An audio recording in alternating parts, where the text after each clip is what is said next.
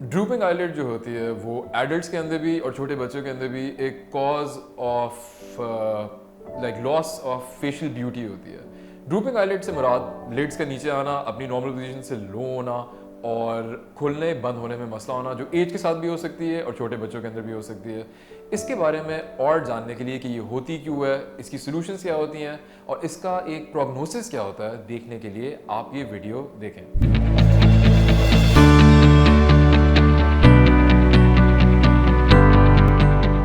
अस्सलाम वालेकुम, मेरा नाम डॉक्टर अमर शाकिल है और आज हम बात करेंगे ड्रूपिंग आईलिड्स के बारे में। ड्रूपिंग आईलिड्स जो होती हैं वो बेसिकली आपकी लिड का आहिस्ता आहिस्ता नीचे आना का एक मेडिकल टर्म होती है।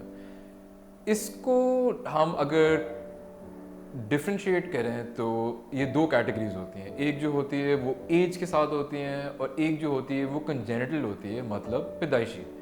एक बच्चा जब पैदा होता है तो उसकी बॉडी के मसल्स कभी कभी सही डेवलप नहीं होते और जब वो आंख मूव करता है तो आंख सही मूव भी नहीं होती और उसकी जो नॉर्मल पोजीशन होती है वो नॉर्मल से नीचे होती है।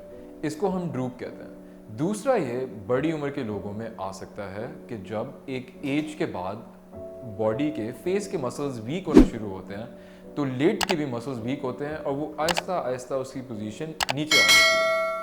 इनकी जो ट्रीटमेंट और इनकी मैनेजमेंट जो होती है वो डिफरेंट होती है फॉर डिफरेंट प्रॉब्लम्स। जैसे बड़ी उम्र के एज के लोगों के लिए यूजुअली हम सर्जिकल करेक्शन की तरफ जाते हैं। एक प्रॉपर एवेल्युएशन होनी चाहिए, उसके बाद फिर हम जो है एक प्लान बना सकते हैं, एक ट्रीटमेंट और एक आउटकम पूरा का पूरा एक प्लान लेके चल सकते हैं।